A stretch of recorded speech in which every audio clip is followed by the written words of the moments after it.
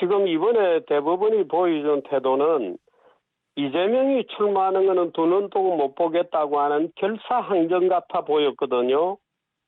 아주 나쁜 선례입니다. 자, 이재명 후보 이 파기환송되지 않았습니까? 그죠? 네네. 근데 오늘 이 고법에서 공판기일이 잡혔더라고요. 하루 만에 지정된 공판기일 5월 15일입니다. 이거 어떻게 네네. 보십니까? 글쎄요. 사법부에서 아마 특히 우리 대법원에서 이재명 후보는 결사적으로 저지하겠다 이런 결심이라도 있는 것처럼 보이죠. 저는 사법부가 과도하게 정치에 개입하고 있다 이렇게 느낍니다. 네.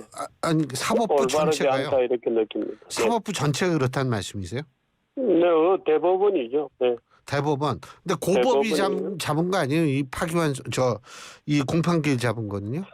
글쎄요, 왜 이렇게 서두르는지 모르죠. 아마 대법원의 무슨 지침이라도 있는 듯이 이렇게 서두르고 있네요. 그런데 사실 이 사건 자체는 몇 년 묵은 사건이잖아요. 예. 몇 년 묵은 사건이고, 지난 21대 대선 과정에서 치열하게 여야 쌍방 간에 공방이 벌어졌던 문제고, 그 문제에 대해서 전체 국민들이 말하자면 결정을 한 거거든요. 그래서 이재명 대표가 그 당시에는 낙선을 하게 된 거죠. 그래서 소위 낙선으로서 그 당시의 거짓말 논쟁은 이미 종결이 된 사건입니다. 그런데 그것이 이제 검찰에서 기소 편의주의로 소송을 걸게 되고 이제 그러다 보니까 대법원까지 이제 끌려 들어가는 거죠. 그래서 결국 이제 그런 판결을 내리게 되는데 저는 이 과정이 사법부의 과잉이라고 봅니다. 네. 사법부의 과잉이요? 네, 정치 과잉이다 이렇게 봅니다. 사법부의 정치 과잉? 네. 그렇다면은 지금 그렇게 보시는 근거가 이게 굉장히 이 빠르게 선고가 됐기 때문에 그렇게 정치 과잉이라고 보시는 거예요? 아니, 이 선고 자체가 예. 여러 가지 문제가 있다고 저는 보는 선고 겁니다. 자체가 문제가 있다. 네, 예. 네. 예를 들어서 이런 문제는 미국 같은 경우에는 정치 말하자면 토론 과정에서 제기되는 거짓말 논쟁은 아예 문제가 안 됩니다. 미국 같은 경우에는 폭넓게 표현의 자유, 언론의 자유가 용인이 되죠. 유럽 계통에도 예를 들어서 타인에 대한 상대방에 대한 거짓말 또는 자기에 대한 거짓말 여러 가지 종류들로 나누어 있습니다만 굉장히 벌칙이 가볍죠. 또 그것이 대개 상대방의 명예에 대한 거라든가 자기 신분에 대한 기초적인 기재 사실이 잘못되었을 경우에 정정의 효과를 갖는 어떤 재판 절차가 있기는 합니다만은 우리처럼 이렇게 치열하게 말하자면 선거 과정에서 논란이 되었던 문제를 그 논란 끝에 이재명이 낙선한 거죠. 예. 근데 예를 들어서 윤석열 같은 경우에는 당선된 거죠. 윤석열 전 대통령의 경우에는. 근데 윤석열 대통령이 명시적으로 더 많은 거짓말을 저지른 것으로 지금 보이죠.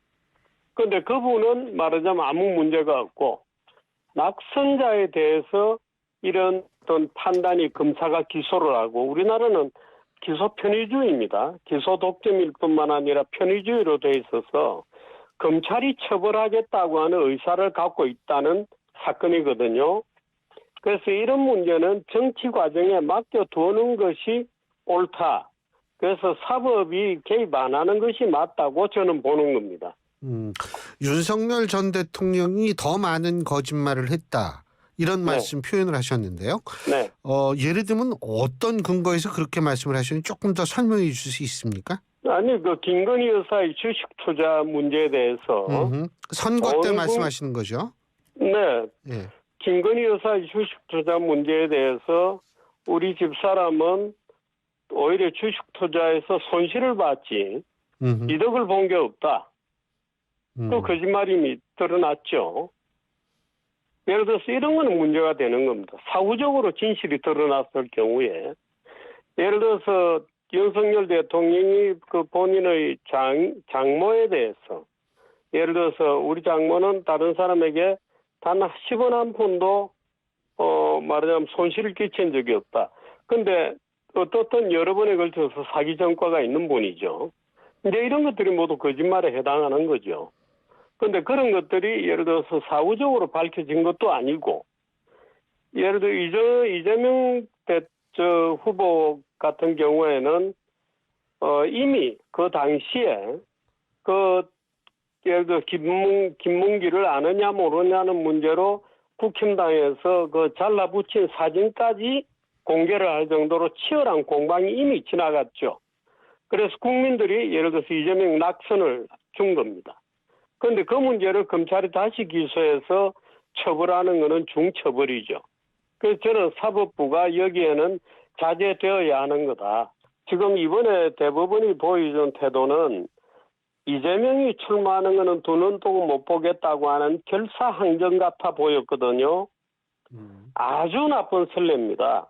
예를 들어서 대법원이 그 문제를 가져가고 불과 한 번의 공판길만 열고 바로 처분 선고를 냈는데, 이거는 대법원 역사에 전례가 없는 일이죠. 이런 식의 처리를 하면 결과적으로 대법원에 대한 불신만 불러일으키죠. 그래서 문제를 처리하더라도 예를 들어서 지금 제가 지난번 선거에서 이미 판결이 떨어진 문제라고 하는 이유는 지금 예를 들어서 30일 앞에 또 대배심이 있는 겁니다. 국민 대배심이. 국민들 모두가 그 사건에 대해서 잘 알고 있어요. 김문기 사망과 관련된 여러 가지 문제는 지난번 선거에서도 결정이 났고, 이번 선거도 예를 들어서 불과 한 달 앞으로 다가오고 있는데, 그게 어떻게 보면 이재명에 대한 국민 대배심 재판이 열리는 거거든요. 그런데 그걸 사법부가 나서서 뭔가 이 결론을 내겠다고 하는 것은 아주 부적절하다고 저는 봅니다. 그런데 그렇게 오버하듯이 민주당은 또 민주당대로 오버해 나오고, 모든 정당들이 다 그렇죠. 그 지금 국힘당이 후보를 정하는 과정도 보면 국힘당의 경선 따로 있고 단일화 코스도 따로 있고, 모든 정당 조직들이 지금 다 오버하고 엉터리 짓을 하고 있는 거죠. 제발 좀 국민들을 편하게 해줬으면 좋겠습니다.